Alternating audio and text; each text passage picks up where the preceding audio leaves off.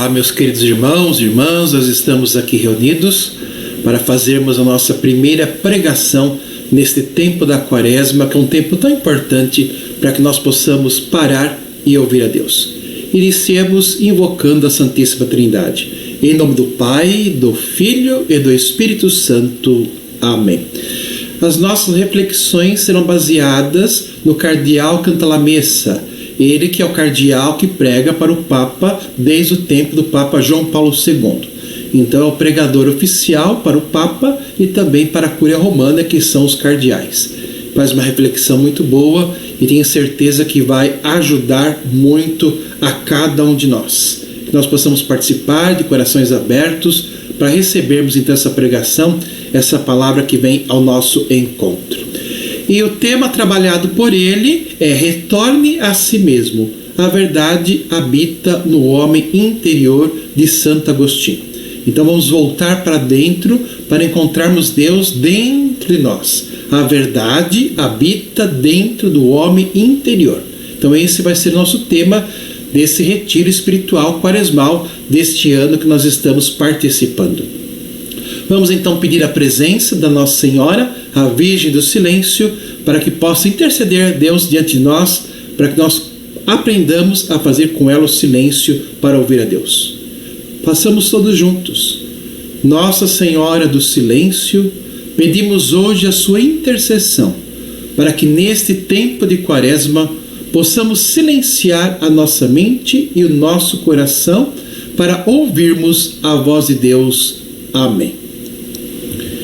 Então, o tema das pregações é retorne a si mesmo, frase de Santo Agostinho que convida a distanciar-se dos afazeres cotidianos e das distrações do mundo para reencontrar Deus no próprio coração. Que bonito, né?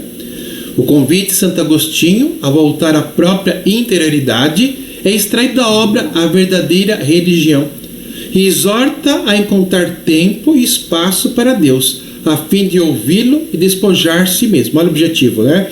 Então, parar para dar um tempo e espaço para Deus, a fim de ouvir a Deus e para fim de despojar a si mesmo, para que Deus possa ser tudo em nós. É um itinerário para abrir espaço a Deus e colocar o meu eu de lado. Esse retiro tem por objetivo colocar-nos nos passos de Deus, não somente para descobrir a existência de Deus, olha que bonito, mas perceber Deus, viver de forma consciente a sua presença. Olha que maravilhoso! Não apenas então saber da existência de Deus, mas perceber Deus, viver de forma consciente a sua presença em nossa vida. É como um despertar da consciência, e não somente saber de modo abstrato que Deus existe, mas saber que está vivo, que está ao nosso lado. Nesse contexto, o tema das pregações da Quaresma, retorne a si mesmo, frase de Santo Agostinho, evidencia o lugar ou a condição para entrar em contato com o Deus vivo, pois encontramos o Deus vivo na Eucaristia, na Palavra de Deus, mas também encontramos Deus vivo em nosso coração. Por isso que esse retiro espiritual é muito importante. Sabe que o Papa faz, os cardeais faz, todos os padres fazem, as freiras, pelo menos uma vez por ano, 3 dias de retiro espiritual para sair do mundo, retirar-se do mundo, recolher-se, ficar quieto, silenciar para poder encontrar Deus dentro do nosso coração. Portanto, nos diz Santo Agostinho, se não retornarmos a nós mesmos, se não nos afastarmos um pouco da exterioridade e do barulho, não poderemos encontrar Deus vivo. Olha, eu vou repetir, hein? Muito forte isso. Portanto, como diz Santo Agostinho, se não retornarmos a nós mesmos, se não nos afastarmos um pouco da exterioridade e do barulho, não poderemos encontrar o Deus vivo. O Deus vivo encontramos então dentro de nós no silêncio. Por isso é muito importante os exercícios espirituais, ficar quieto, silencioso para ouvir Deus. A frase de Santo Agostinho, retorne a si mesmo, tem uma mensagem muito forte. Eu a coloquei como título desse Cantalamessa, mas está no contexto de um tema mais amplo, o descobrir. A palavra que eu gosto é perceber, notar Deus. Olha que bonito. Então, cantar a missa está nos convidando a que nós possamos perceber Deus dentro de nós, possamos notar a sua presença. Para retornar a si mesmo é necessário um momento sozinho, lógico, entrar numa capela e ficar ali um momento, pois é necessário que interrompamos o fluxo que vem de fora, através das 5 portas dos sentidos, né? O paladar, a audição, a visão, nossos 5 sentidos. Caso contrário, não podemos entrar em contato com o nosso coração. Tantas coisas externas e não escutamos nosso coração. Tenho que silenciar os 5 sentidos para no meu coração, na minha mente, escutar a voz de Deus. Somos projetados para o externo, somos como uma centrífuga contínua e constante. Então o externo nos suga muito o tempo todo. Então parar de ser sugado pelo mundo e escutar a voz de Deus no nosso coração. Devemos ouvir Deus que nos fala através da consciência, como nesses momentos de reflexão de solidão com Deus. Deus fala ao coração, continua falando com as pessoas. Deus sempre fala conosco, é só parar para ouvir. Deus nunca parou de falar, mas Deus fala de forma interna, como diz lá na passagem da Samaritana.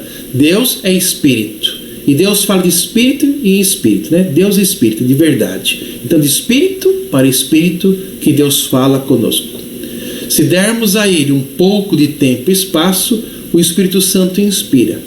Falamos das inspirações do Espírito Santo. Elas são uma maneira de Deus fazer-se presente no meio de cada nós. Então parar, silenciar e ser inspirado pela força e o poder do Espírito Santo que habita dentro de cada um de nós. Neste retiro, convido a todos a perceberem que a idolatria não terminou com o paganismo, que dava um nome aos ídolos, Vênus, Marte e assim por diante. Hoje, esses têm outros nomes, mas existem e se chamam sexo, poder, violência, tantas coisas, né? Tantos ídolos no mundo, tantas coisas nos afastam de Deus. Ídolo significa aquilo que está no lugar de Deus, tá bom? É muito simples. O que é um ídolo, padre? Ídolo é qualquer coisa que esteja no lugar de Deus. Pode ter seu marido, a esposa, um filho, qualquer pessoa. Qualquer coisa, comida, bebida, qualquer coisa que substitua Deus, chamamos de ídolo. Mas o meu interesse, diz Cantar a Missa, é por um ídolo universal, né? Que está dentro de todo mundo, que todos carregamos dentro, como um bezerro de ouro que infelizmente faz parte de nós desde o nascimento. É o nosso eu, o nosso egoísmo. Olha que interessante, né? É verdade. Todos nós carregamos entre nós o ego. O ego somos nós separados de Deus. Quando eu estou com Deus, eu sou cristão, sou o Cristo, né? Estou junto com Deus e sou cristão, sou junto com Cristo. E quando eu estou separado de Deus, eu sou ego, sou eu separado, a minha existência fora da ligação, da comunhão com Deus. Então é o nosso egoísmo, o nosso ego, o nosso eu interior. Assim, nesta pregação dedicada à luta contra a idolatria, será abordada a idolatria dentro de nós, ou seja, colocar no lugar do eu, Deus. Ai, que bonito! Nós temos muito nós mesmos. Então, nessa quaresma, somos convidados a deixar Deus agir, deixar o nosso eu de lado, para que Deus possa aparecer e agir em cada um de nós. Existem apenas 2 letras de diferença, mas a realidade é uma diferença infinita entre eu e Deus. Vamos falar também sobre a cruz, pois é o momento supremo em que Deus se revela pelo que Ele é, ou seja, amor. Olha que bonito! Cantar a Missa nos convida a olharmos a cruz, não pensar em sofrimento. Geralmente muita gente olha a cruz, olha quanto sofrimento. Eu, por exemplo, faz muitos anos, já sou padre há 28 anos, toda vez que eu olho a cruz não vejo sofrimento, nunca vi sofrimento. Eu olho a cruz, vejo amor, eu vejo entrega, eu vejo doação. Deus que se doa totalmente para nós, Deus que não leva em conta o mal, Deus que através da cruz perdoa os nossos pecados, assume sobre si o pecado da humanidade, nos liberta desse pecado, dá a vida por nós. Olha que coisa bonita, dá a vida. Como diz o próprio Jesus Cristo, eu vim para que todos tenham vida e tenham vida em abundância. Então, quando nós olharmos a cruz, não vejamos sofrimentos, irmãos, mas vejamos amor. Amor. A cruz é sinal do amor de Deus total entregue a cada nós. Pois na encarnação Deus se faz homem, mas na cruz na paixão de Cristo, descobre-se que o homem se torna Deus. Olha que bonito, nos diviniza. Que tipo de homem se torna Deus? Então nós vamos ver um pouquinho, que vai falar, canta a missa, sobre o mistério pascal, a encarnação, a morte e a ressurreição, que nos diviniza, apaga o nosso pecado e nos conduz à vida eterna. Na encarnação, Deus se torna um de nós, nos diviniza, nos torna um com Ele. Na morte, apaga os nossos pecados. E na ressurreição, nos eleva novamente à filiação divina, nos devolve a semelhança com Deus que nós perdemos com o pecado original. É o Deus que na cruz confunde a sabedoria com a tolice e o poder com a fraqueza, ou seja, o amor. Olha que coisa linda! A cruz tem esse lugar central, uma árvore mestre, plantada na barca da igreja, porque nela Deus se revela pelo que Ele é, amor que se doa até a imolação total, a entrega total, a imolação, a entrega, um sacrifício total para salvar a humanidade. Então essa foi a introdução que o Canta la Messa fez a todos nós, para cada um de nós no retiro quando ele pregou. Então nós vamos ver agora, hoje, a primeira colocação que nós faremos será a idolatria, antítese do Deus vivo. Então foi pregada pelo padre, na época não era cardeal, Raniero Canta la Messa, a terceira pregação da quaresma de 2019, que aconteceu dia 29 de março de 2019. Então vamos ver esses pontos, vamos lendo aquilo que Canta la Messa escreveu e nós vamos comentando. Todas as manhãs, quando acordamos, temos uma experiência única, que quase nunca notamos.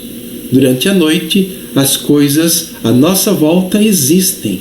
Eram como as tínhamos deixadas a noite anterior. A cama, a janela, o quarto. Talvez o sol já esteja brilhando lá fora, mas não o vemos porque nossos olhos estão fechados e nossas cortinas estão abaixadas.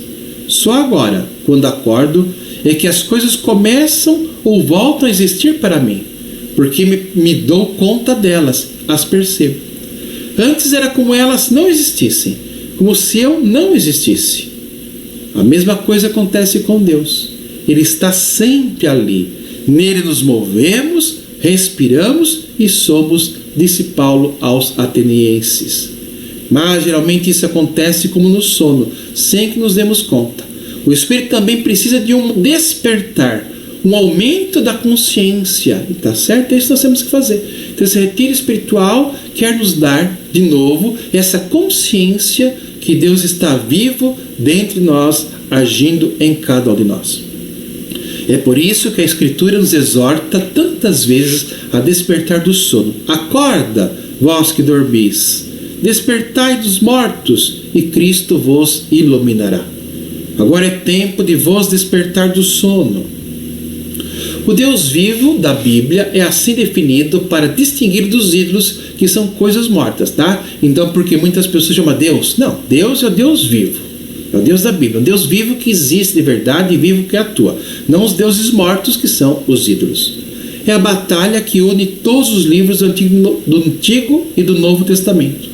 Basta abrir quase ao acaso uma página dos profetas ou dos salmos para encontrar os sinais dessa luta épica em defesa do único Deus de Israel. No contraste com os ídolos, o Deus vivo aparece como um Deus que faz o que quer, olha que bonito, que fala, que vê, que ouve, um Deus que respira.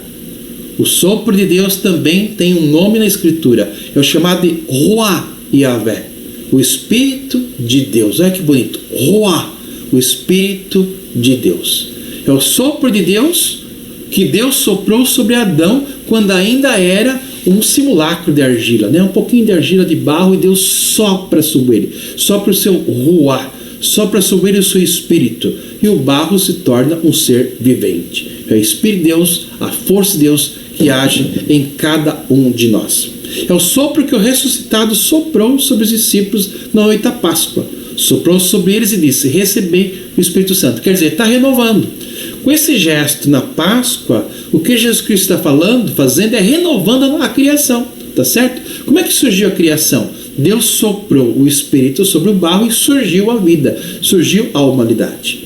Depois disso, a humanidade decaiu, A humanidade quis viver sem Deus, e aí Jesus Cristo vem para ressuscitar, dar vida nova, suscitar uma nova vida em cada um de nós. Então, na ressurreição, Jesus Cristo sopra sobre nós, devolve o Espírito Santo, nos recria para uma nova vida. Uma vida em Deus, não uma vida no ego. A batalha contra a idolatria, infelizmente, não terminou com o fim do paganismo histórico. Ela está sempre em ato, sempre agindo. Os ídolos mudaram de nome, mas estão mais presentes do que nunca. Mesmo dentro de cada um de nós, veremos a um que é o mais assustador de todos. Aquele que faz da idolatria a análise mais lúcida e profunda é o apóstolo Paulo. Deixemos guiar por ele para a descoberta do bezerro de ouro que se esconde em cada um de nós, né? Esse bezerro de ouro que nós falamos lá na introdução. No início da carta aos Romanos, nós lemos essas palavras. Na realidade, a ira de Deus é revelada do céu contra toda impiedade e toda injustiça dos homens, que sufocam a verdade na injustiça. Pois o que pode ser conhecido de Deus é manifesto a eles. O próprio Deus o manifestou a eles. Com efeito, desde a criação do homem, do mundo em diante, as suas perfeições invisíveis podem ser contempladas com intelecto nas suas obras, como seu eterno poder e divindade. São, portanto, indesculpáveis, porque, embora conheçam a Deus, não lhe deram glória nem graças como Deus, mas vaguearam em seus raciocínios e as suas mentes obtusas, fechadas, escuras, foram obscurecidas. Então aqui na carta de São Paulo aos Romanos, que fala sobre a graça de Deus, a salvação que vem de Deus, no capítulo 1, São Paulo fala sobre os pagãos, aqueles que não têm religião, aqueles que estão fora da religião, que não têm desculpa, porque Deus se manifesta através de toda a criação. O apóstolo está empenhado em demonstrar a situação da humanidade antes de Cristo e fora dele. Olha, antes de Cristo, que não conhecia o Cristo, e atualmente aqueles que estão fora do Cristo. Em outras palavras, onde começa o processo de redenção, de salvação. Ele não parte do zero, ai que bonito isso, lindo, da natureza, Deus criou, mas do sub-zero, do pecado, o que veio antes, tá certo? O pecado que age em nós, é o pecado a origem de todo o mal que está dentro de cada um de nós. Todos pecaram, ninguém excluído, como diz São Paulo apóstolo. O apóstolo divide o mundo em duas categorias, gregos e judeus, isto é, os pagãos e crentes, aqueles que não acreditam em Deus e aqueles que acreditam em Deus. E começa a sua acusação precisamente a partir dos pecados pagãos. Então começa acusando no capítulo 1 os pecados do pagão. Todo pagão não tem desculpa, porque Deus está neles, Deus age neles, Deus age através da natureza, Deus se manifesta aos pagãos. Então mesmo sem Jesus Cristo não tem desculpa, porque Deus está agindo nas pessoas o tempo todo. Identifica o pecado fundamental do mundo pagão, da impiedade e na injustiça. Ele vai explicar essas duas palavras, impiedade e injustiça. Diz que este é um ataque à verdade, não a esta ou aquela verdade, mas a verdade original de todas as coisas. Quando nós somos impiedosos e injustos, nós atacamos a verdade que é Deus. O pecado fundamental, o objeto primário da ira divina, é identificado pela azebeia, é uma palavra grega, isto é, na impiedade. Em que consiste exatamente essa impiedade? O apóstolo explica imediatamente dizendo que consiste na recusa de glorificar e de agradecer a Deus. Então o que é uma pessoa impiedosa? Não tem piedade. Piedosa é uma pessoa que ama a Deus, que glorifica a Deus, que agradece a Deus. Então quem tem piedade, o ser piedoso, o homem piedoso, aquele que sabe glorificar, dar glória a Deus, que sabe agradecer a Deus. O impiedoso é aquele que não glorifica e não agradece. Em outras palavras, ao recusar reconhecer Deus como Deus, ao não lhe dar a consideração que lhe é devida, consiste, poderíamos dizer, em ignorar a Deus. Verdade, Quanta gente ignora a Deus. E quantas nós, mesmo que somos cristãos, às vezes ignoramos a Deus. Vivemos nossa vida no ego. Vivemos nossas vidas como se Deus não existisse. Quantas vezes deixamos Deus de lado em nossa vida? Você que está me ouvindo aí, você que está ouvindo essa pregação, quantas vezes, pensa um pouquinho aí, quantas vezes que você viveu deixou o ego estar à frente, deixou Deus de lado. Não é verdade? A gente faz assim muitas vezes. Consiste, poderíamos dizer então, em ignorar a Deus, onde, no entanto, ignorar não significa tanto não saber que existe, mas fazer como se ele não existisse. Acabei de falar, né? Nós sabemos que ele existe, no nosso caso, nós que somos cristãos, católicos, nós frequentamos a igreja, mas muitas vezes vivemos como se Deus não existisse. Então o Catecismo da Igreja Católica, no parágrafo 386, vai dizer o seguinte: o pecado está presente na história do homem. Seria vão tentar ignorá-lo ou dar outros nomes a esta obscura realidade. Para tentar, olha, esse parágrafo é muito importante. Para tentar compreender o que é o pecado, temos primeiro de reconhecer a ligação profunda que une o homem a Deus. Porque fora desta relação, o mal do pecado não é desmascarado na sua verdadeira identidade. O que é o pecado?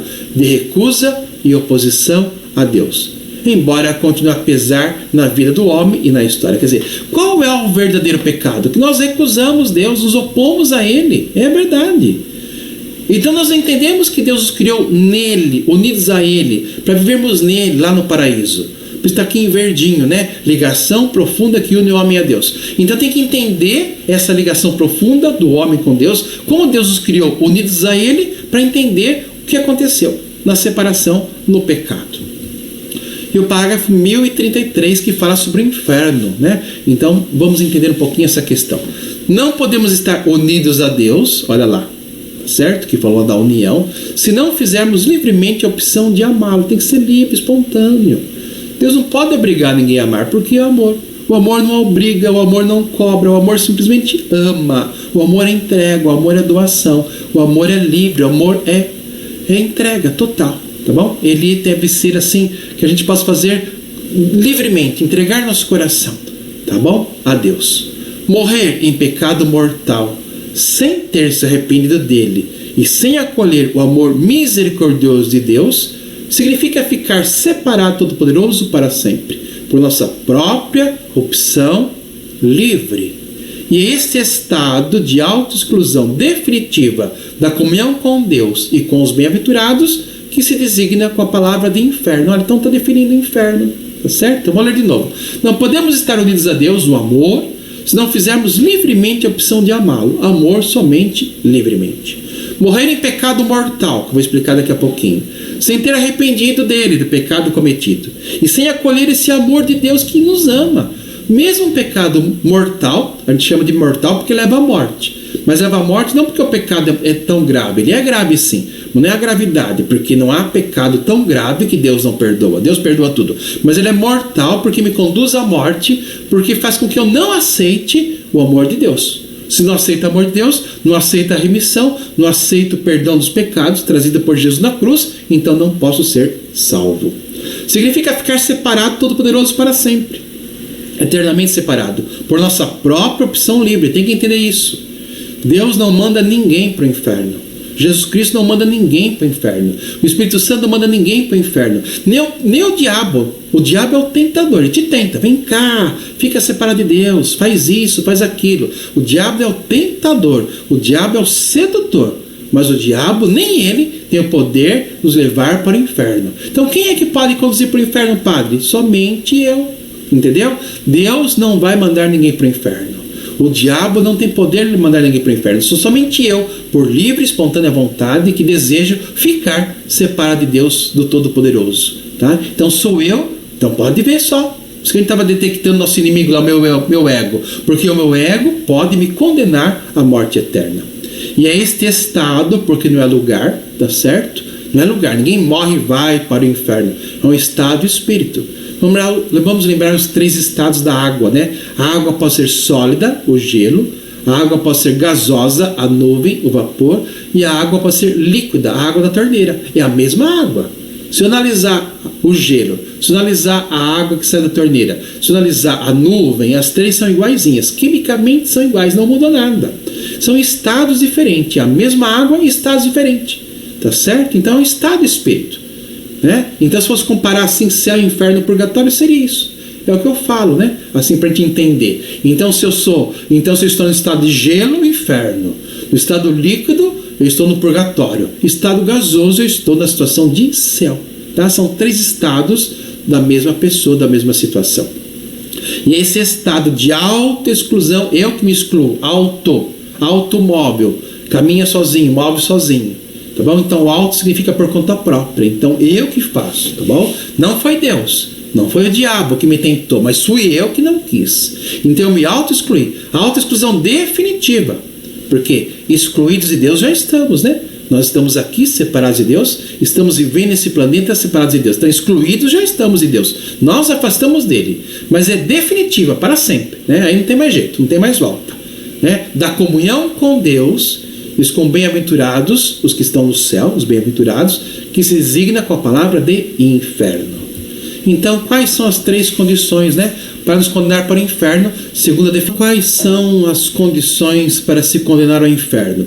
São 3. Primeira, pecado mortal. O que é um pecado mortal? Que leva à morte. Por que leva à morte? É matéria grave, matei, fiz uma prostituição, fiz uma coisa grave, abortei, tá certo? Eu fiz algo grave. Plena consciência, fiz e faço de novo, tá certo? Deliberado consentimento. Eu sabia que estava fazendo e fiz. Tá? Então, pecado mortal que leva à morte é aquele pecado onde eu fiz algo grave, onde tinha plena consciência do que estava fazendo e eu consenti, eu permiti e fiz mesmo. Tá? Segundo, não se arrepender. Está arrependido do que você fez? Não. Bom, se eu não estou arrependido, como é que eu vou mudar aquela situação? Terceira condição, não acolher o amor misericordioso de Deus, porque Deus sempre perdoa, nem que o pecado seja muito grave. Mesmo o pecado grave e mortal, ele é um pecado que Deus pode perdoar. Deus perdoa. Nós chamamos de mortal porque conduz à morte, mas conduz à morte não só pela gravidade do pecado, porque Jesus Cristo perdoou todos os pecados da cruz, mas conduz à morte porque eu não aceito esse perdão, não aceito essa misericórdia, não estou arrependido, tá certo? E não aceito o perdão de Deus. Então, se eu fiz algo grave, consciente, deliberado, tá certo? Não me arrependo do que eu fiz e não aceito a graça de Deus, esse pecado não tem perdão e esse pecado me conduz à morte eterna. No Antigo Testamento ouvimos Moisés que grita ao povo: reconhece que Deus é Deus. Olha que bonito, reconhece que Deus é Deus. E um salmista retorna esse grito dizendo: reconhecei que o Senhor é Deus. Ele fez-nos e nós somos seus. Reduzido ao seu núcleo germinativo, o pecado é negar este reconhecimento. Então, o que é pecar? Negar o reconhecimento de Deus, que Deus nos fez. É a tentativa por parte da criatura de anular a diferença qualitativa infinita que existe entre a criatura e o Criador, recusando-se a depender dele. Então, sou autônomo, né? Então, não preciso de Deus para nada. Eu quero ver minha vida. Esta recusa tomou forma concretamente na idolatria, em que a criatura é adorada em vez do Criador. Olha lá, como no capítulo 1, né, da carta aos Romanos nos adverte. Ao invés de colocar Deus em devido lugar, o ser humano adora a criatura ao invés do Criador. Ele adora a si mesmo ao invés de Deus. Adora as pessoas, as coisas desse mundo ao invés de Deus. Os pagãos, continua o apóstolo, vaguearam nos seus raciocínios e escureceram as suas mentes obtusas.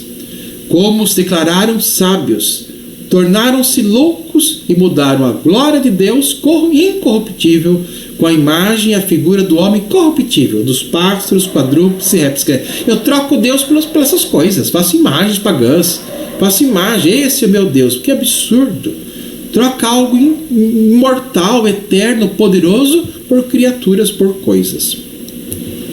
O apóstolo não quer dizer que todos os pagãos, sem distinção, devem ter vivido subjetivamente nesse tipo de pecados. Internamente a pessoa vive nesse pecado.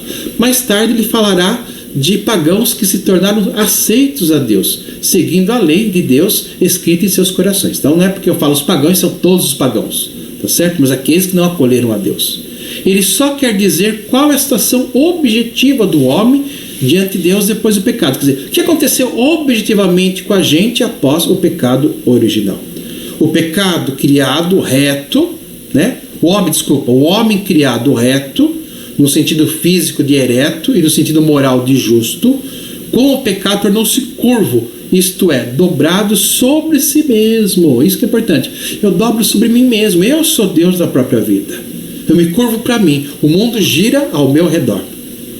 E o Catecismo da Igreja Católica, no parágrafo 397, vai dizer o seguinte: o homem tentado pelo diabo, que significa divisor, deixou morrer em seu coração a confiança em seu Criador e, abusando de sua liberdade, desobedeceu ao mandamento de Deus. Foi nisso que consistiu o primeiro pecado do homem. Todo pecado aí diante ser uma desobediência a Deus e uma falta de confiança em sua bondade. Então o que é o pecado? Morreu em mim o amor de Deus, não confio nele. Tá bom? Desobedeço Deus, não confio na sua bondade. Deus é bom? Não sei. Por isso que eu vivo no mundo, porque eu desconfio da bondade de Deus. Desconfio que Ele me criou por amor. Desconfio se Ele está comigo. Deus está ou não está comigo? Massá Meribá. Né? Massá Meribá. Deus está ou não está comigo? É isso que nós fazemos. Né? Deus está ou não está comigo? Duvidamos que Deus está conosco. Duvidamos do seu amor. Duvidamos da sua bondade. Acreditamos que é um Deus mau que não nos quer. É um Deus que nos condena ao inferno. Então nos afastamos dele. Parágrafo 398 do Catecismo. Nesse pecado, o homem preferiu a si mesmo, o ego, a Deus. Ao invés de eu ter Deus em primeiro lugar, eu tenho a mim em primeiro lugar.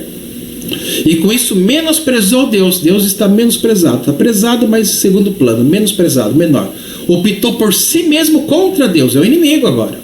Deus passa a ser o inimigo do homem. Sou eu ao invés de Deus. Contrariando as exigências de seu estado de criatura e, consequentemente, seu próprio bem. Constituído, criado, né? Deus os criou em um estado de santidade, Deus os criou santos. O homem estava designado a ser plenamente, totalmente divinizado, filho de Deus, por Deus na glória. Pela sedução do diabo, o diabo seduziu.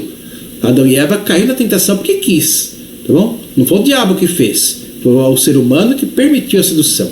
Pela sedução do diabo, quis ser como Deus, mas sem Deus, significa separado dele, é o ego, antepondo-se a Deus, indo à frente de Deus e não segundo a vontade de Deus. É assim que o Catecismo da Igreja Católica define a nossa separação de Deus, define o pecado original. Essa é a origem dos males, né? O ser humano prefere a si mesmo a Deus e quer ser Deus sem Deus, antepondo-se a Deus e não segundo a vontade de Deus. Sou eu, é o ego. Na idolatria, o homem não aceita Deus, mas se faz um Deus. O acabou de definir então no Catecismo. As partes são invertidas. O homem torna-se o oleiro e Deus o vaso que molda o seu gosto. Então, é o contrário. Ao invés de Deus me moldar, sou eu que moldo Deus. Sou eu que quero que Deus faça as minhas vontades e não a vontade dele.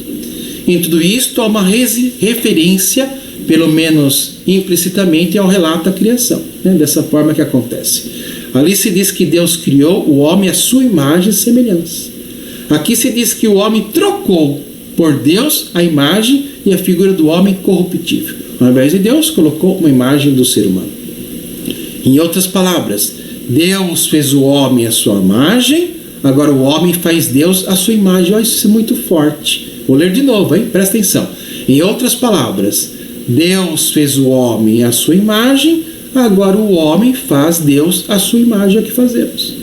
Aí nós projetamos tudo em Deus, achamos que Deus é como a gente é. Deus não é como a gente é. Tá? Isso é muito sério. Porque o homem é violento. Eis que fará da violência um Deus. Tá bom? Então, eu sou violento como que Deus é. Violento. Eu projeto em Deus os meus atributos. Marte, né? É a deusa da violência. Porque a cobiçoso fará a luxúria uma deusa, Vênus, né? Então o ser humano é cheio de luxúria. Luxúria, os desejos sexuais, né? Cheio de vontades, desejos sexuais. Então eu projeto e crio um Deus, que é o Deus da sexualidade, do desejo, Marte, né? Vênus. E assim por diante vamos criando os deuses.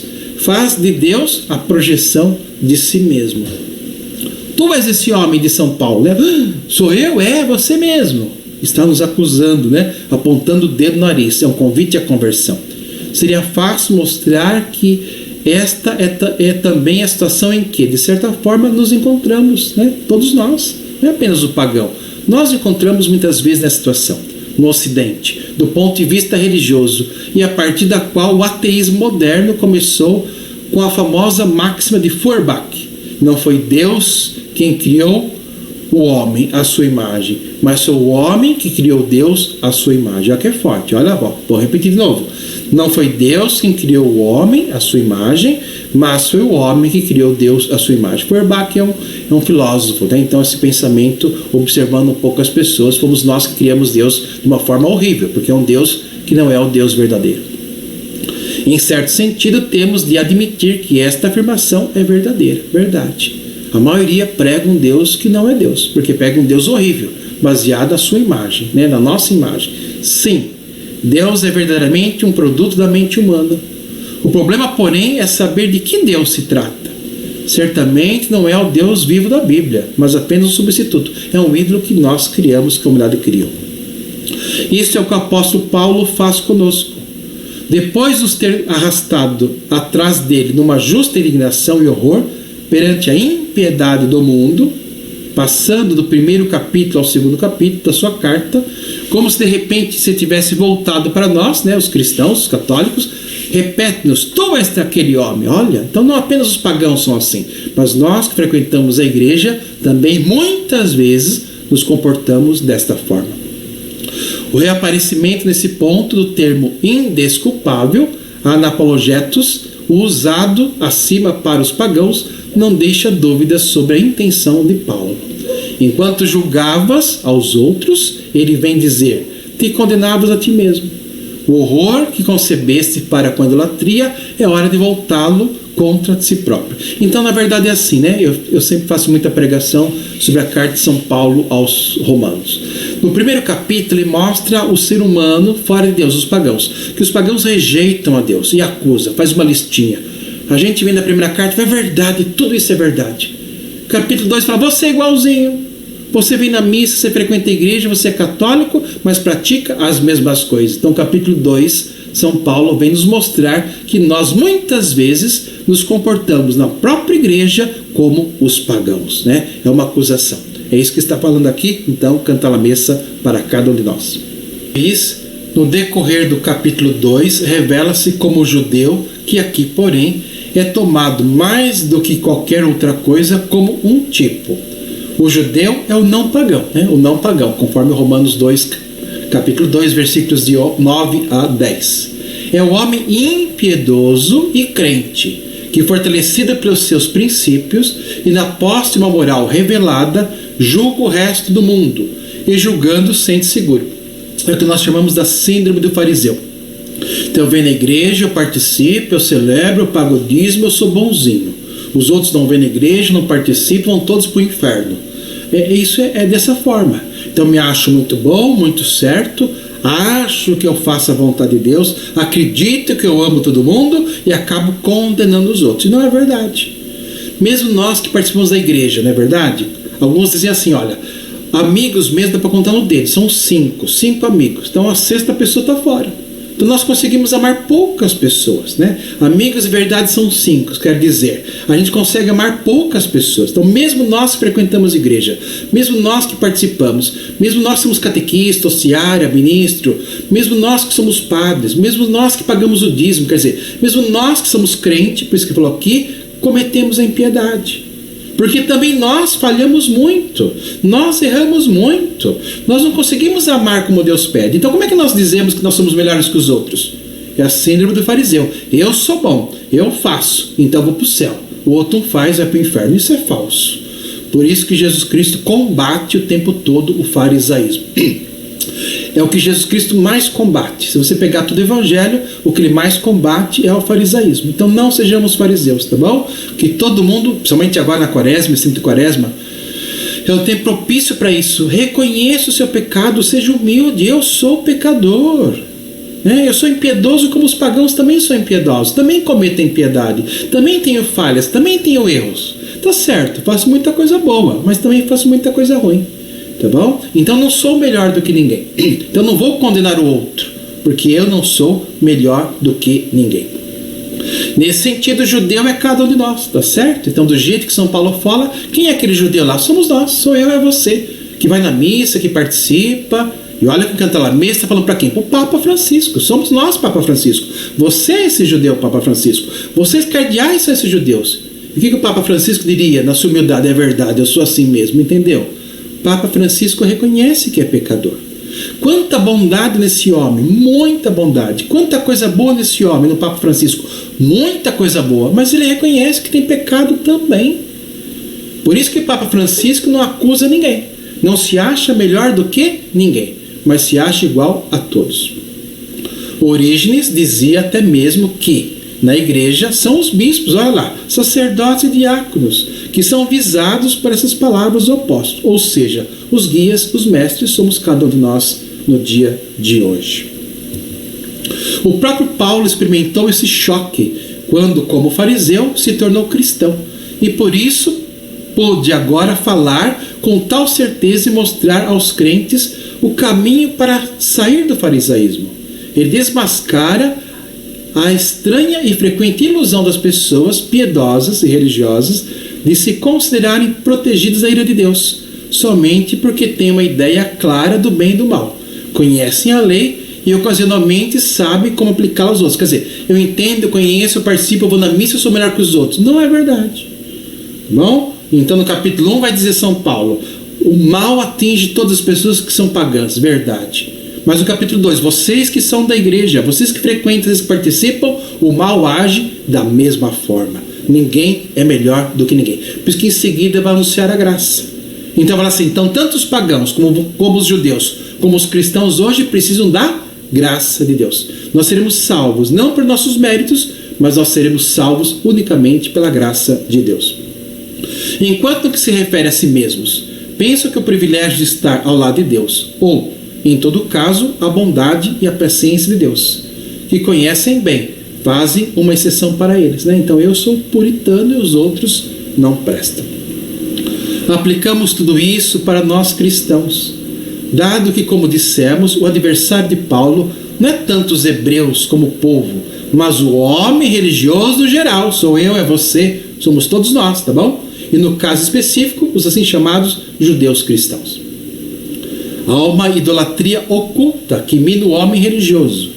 Se a idolatria é adorar a obra das próprias mãos, essa é a definição ali de Oséias, de Isaías. Se a idolatria é colocar a criatura no lugar do Criador, eu sou idólatra quando coloco a criatura, a minha criatura, a obra das minhas mãos no lugar do Criador. E fazemos isso? Sim, muitas vezes. A minha criatura pode ser a casa ou a igreja que construo. Olha lá, verdade. Idolatro. A família que crio, eu idolatro a própria família, coloco a própria família no lugar de Deus. O filho que dei à luz, né? Quantas mães, até mesmo cristãs, sem perceber, fazem do filho, especialmente se filho único, seu Deus. O filho é tudo para ela, então. Tá bom? Então estamos tendo idólatras. Está colocando o filho acima de Deus. Pode ser no instituto religioso que eu fundei, o cargo que eu ocupo, o trabalho que eu faço. Olha só quantos ídolos nós criamos. São criações nossas. A escola que eu dirijo. Para mim, que vos falo, o livro que escrevi. Ele está falando do livro da Carta aos Romanos que ele escreveu, né? Ele está muito feliz com ter escrito esse livro. Por isso que eu sempre dou curso sobre a Carta de São Paulo aos Romanos. Porque é uma síntese, né? Nesta carta, São Paulo está bem maduro, depois de muitas viagens, depois de muita pregação, ele faz uma síntese teológica. Então a carta aos Romanos é muito importante entender. E aqui ele está falando de Cantalamessa, ele está feliz da vida, né? Qual é a criação dele? Qual é a grande criação de Cantalamessa? A explicação, né? uma reflexão sobre a carta de São Paulo aos Romanos. No fundo de toda idolatria está a auto-idolatria, o culto a si próprio. É verdade, eu cultuo a mim mesmo, o amor próprio. O colocar-se no centro e no primeiro lugar do universo, sacrificando a ele todo o resto. É verdade. Todos nós colocamos nós no centro de tudo. Já nascemos assim, viu? Falar, a criança nasce no centro. Mentira! A criança já nasce toda egocêntrica. Ela quer a mãe só para ela. Ela chora, ela berra, ela faz birra, ela faz qualquer coisa. A criança torna-se o centro do mundo quando ela vem ao mundo. Não é assim que a criança reage? Então ela é tudo. Então ela é o centro para tudo. Ela pensa nela mesma. E assim somos nós, muitas vezes, a vida toda. Basta que aprendamos a nos escutar enquanto falamos para descobrir como se chama o nosso ídolo, porque diz Jesus, a boca fala do que o coração está cheio. Nos daremos conta de quantas das nossas frases começam com a palavra eu. Eu fiz, eu resolvi, eu aconteci, nossa, quanto eu. Não Deus, eu. Então nós, após o pecado original, fica assim, né? É como um quebra-cabeça, que somos nós, cada uma pecinha, que Deus criou para ficarmos unidos entre nós, e unidos a Ele no amor, e nós ficamos todos separados, divididos nesta forma. O resultado é sempre a impiedade, o não glorificar a Deus. Glorifico a mim mesmo, não a Deus. Mas sempre só a si mesmo, olha lá. Me glorifico a mim mesmo. O fazer servir também o bem. Também o serviço que prestamos a Deus. Até Deus, fazemos um monte de coisa errada. Nós fazemos tanta coisa, a própria religião é uma idolatria. Eu sou muito católico, apostólico, romano, mas eu cultuo algo fechado, errado. Crio um Deus. A própria religião para mim é um Deus, não é? Tá certo? Ao seu próprio sucesso e afirmação pessoal. Quanto fazemos isso?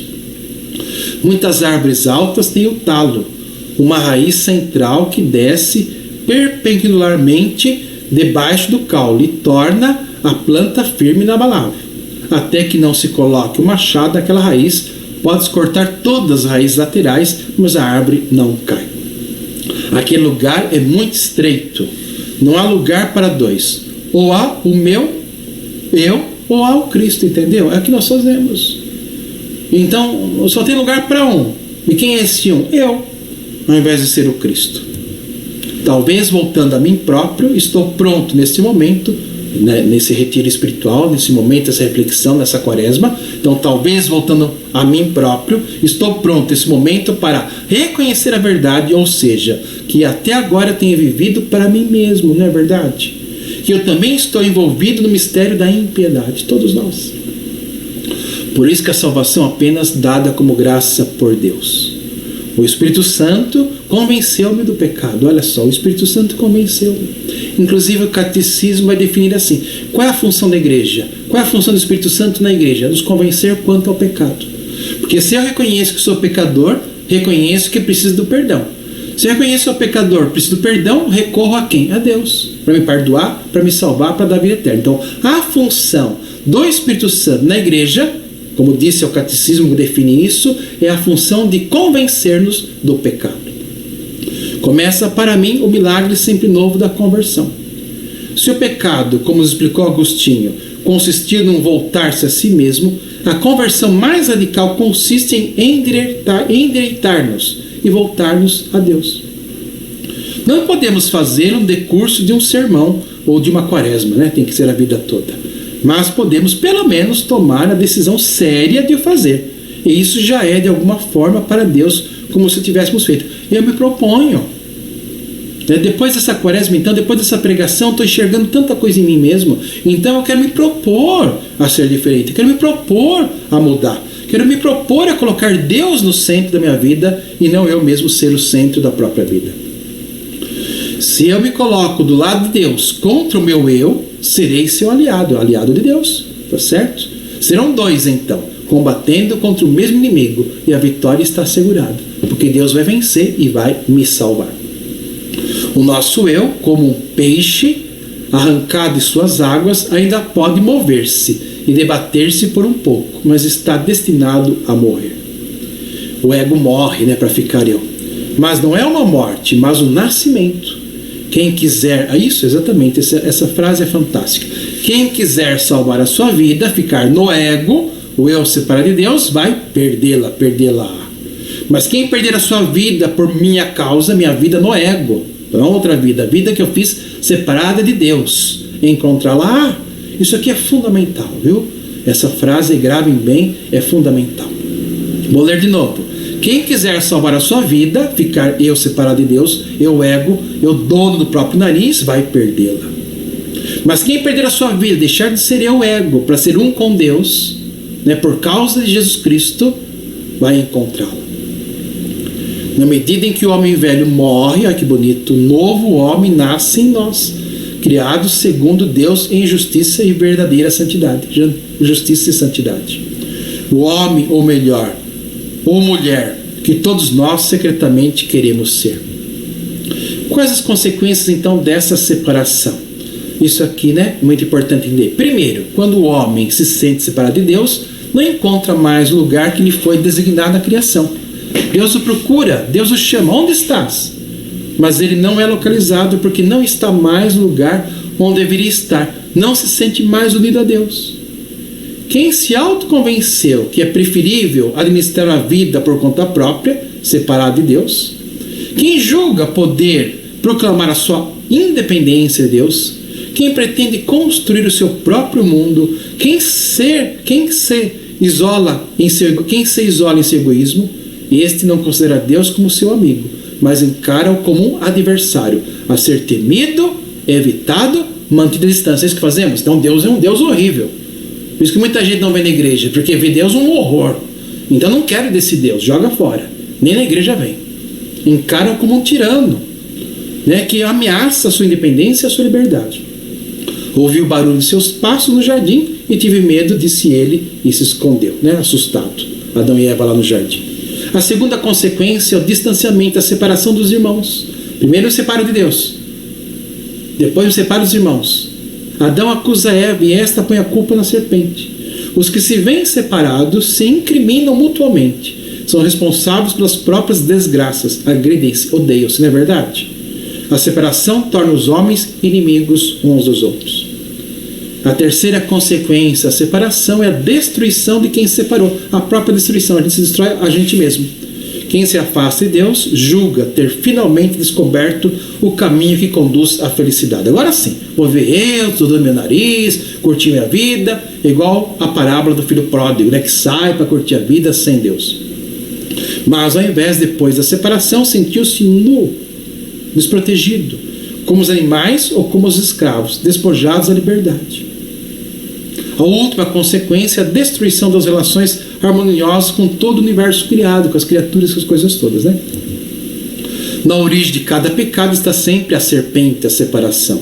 Uma ideia falsa de Deus, uma imagem deformada que penetra na mente e no coração humano, de maneira enganadora, silenciosa, e leva a escolher o mal, a tal da concupiscência. Tendência entre o bem e o mal, escolher o mal. Você já viu isso? Está no comecinho da Bíblia, né? Esse termo concupiscência. O ser humano tem a tendência entre o bem e o mal, escolher o mal. Por isso que a humanidade toda mais escolhe o mal do que escolhe o bem. Já está no coração do ser humano isso, né? Deus não é mais considerado o Criador e Salvador, que quer a felicidade do homem, mas é o antagonista, que ele vai ao contrário, né? O protagonista é aquele que faz, o antagonista vai ao contrário, que é o nosso inimigo.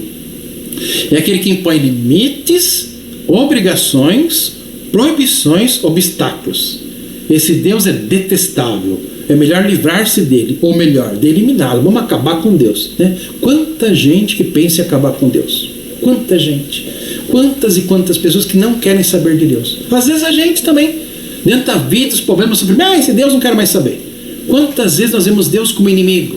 Nós queremos matar Deus. Tem aquela ira dentro da gente. Está bravo com Deus, irado com Deus. Quantas vezes? Diante de uma doença, um sofrimento, um problema, uma coisa grave, ficamos com raiva de Deus, né? Queremos jogar fora Deus da nossa vida. O ser humano confia em Deus só se está convencido do seu amor. Caso contrário, torna-se vítima das serpentes. Quer dizer, se eu confio no amor de Deus, então eu me entrego. Se eu não confio, sou vítima da serpente, do pecado original. Perdi a confiança, a bondade de Deus. Confio em suas próprias ideias, nos seus vãos pensamentos, vazios, vãos é vazios. Pensamento vazio não leva ninguém a lugar nenhum. Como é que eu posso colocar minha vida em mim mesmo? Jamais, né? Jamais. O pecado rompe a relação de confiança entre as pessoas. Adão acusa Eva e indiretamente acusa também Deus, né? Porque fala, a mulher, por sua vez, coloca a culpa na serpente, portanto também Deus. Porque ele fala assim, né? O que você fez, Adão? Ah, não fui eu, foi ela. Olha só, colocou dela. Mas na verdade foi ela que o Senhor colocou aqui, então acusa Deus, né? Então Adão diz para Deus, Deus, quem é o culpado? É aquela mulher que o Senhor colocou aqui. Então estou acusando a Deus. E Eva joga a culpa à serpente. Não foi a serpente que o Senhor criou, entendeu? Então tanto Adão como Eva acusam a Deus pelo mal no mundo, o que é um absurdo. Os que pecam lançam sobre os outros a responsabilidade das próprias misérias. Agridem-se, odeiam-se. Deus criou os homens para se unirem, se ajudarem. O pecado, ao invés, os separa, afasta-os uns dos outros, torna-os inimigos. Então é assim, né? Resumindo, eu unido a Deus, primeira coluna, eu separado de Deus. Então, eu unido a Deus, o céu, separado, o inferno. Com Deus, o constante, separado, inconstante. Com Deus, o mesmo, separado, as diferenças. Com Deus, eternidade. Fora de Deus, tempo e espaço. Com Deus, unicidade. Separado de Deus, dualidade. Dualidade significa dois princípios. Unicidade é um princípio único. É Deus e acabou, e nós em Deus. Com Cristo, por Cristo, em Cristo, né? Um com Deus. Que nós sejamos um com Deus. Tudo é um, unido, ligado com Deus. E a dualidade é sempre no bem, né? Unicidade no bem. Tudo é bom, perfeito. E a dualidade, dois princípios, o bem e o mal. Tudo tem o bem e o mal, né? Então tudo tem coisa boa e tem coisa ruim em todas as coisas. Unido a Deus, a abundância. Fora de Deus, a miséria. Unido a Deus, a realidade, aquilo que é real. Que é, o que não é, não é. A perfeição, o céu. E não separado de Deus, a ilusão. Unido a Deus, a saúde. Separado de Deus, doenças. Unido a Deus, o sucesso. Separado, os problemas. Unido a Deus, o bem-estar, né? E separado de Deus, o sofrimento. Então essa é a situação do ser humano que vive separado de Deus, né? Então que a gente possa de verdade hoje, nesta pregação, perceber tudo isso e de verdade se entregar nas mãos de Deus e querer voltar a ser um com Ele. Então semana que vem nós vamos continuar com nossa pregação. São 5 pregações, as 5 pregações que o Canta la Missa fez para o Papa, tá? Uma pregação para cada dia de semana. Mas todas essas pregações estarão lá no meu canal do YouTube. Aí tem então o canal do YouTube para que você possa participar. Tem os querigmas que eu gravei, tem as minhas homilias, tem palestras, tem relaxamentos, tem agora também os exercícios espirituais, tá bom? Que eu gravei especificamente para esse tempo de quaresma. Então entra a página no meu canal do YouTube lá, faça parte, tá certo? Para que você possa ter contato com esse material todo. Então, a partir de agora, desse tempo, nesse sentido a pandemia tem ajudado, nós vamos gravar todas as coisas, para ficar ali, para que nós possamos assistir sempre que nós quisermos, que nós pudermos assistir. Então, em especial, quero convidar você aos exercícios espirituais. Entre lá no canal do YouTube e você vai achar os exercícios para fazer durante o dia. Tem um para cada dia, um para segunda, um para terça, um para quarta, um para quinta, assim é. Para que durante toda a quaresma eu faça cada dia um exercício espiritual. Lá vai estar certinho, tem um videozinho explicando. E vamos encerrar esse nosso momento então, pedindo à Virgem do Silêncio que possa de verdade nos ajudar nesta caminhada quaresmal, nesse nosso retiro, e que possamos ter uma boa quaresma para chegarmos à Páscoa, à ressurreição. Rezemos todos juntos. Nossa Senhora do Silêncio, obrigado por nos ajudar a silenciar para ouvirmos a voz de Deus. Ajuda-nos para que nesta quaresma abandonemos o nosso ego e coloquemos em seu lugar Deus. Amém.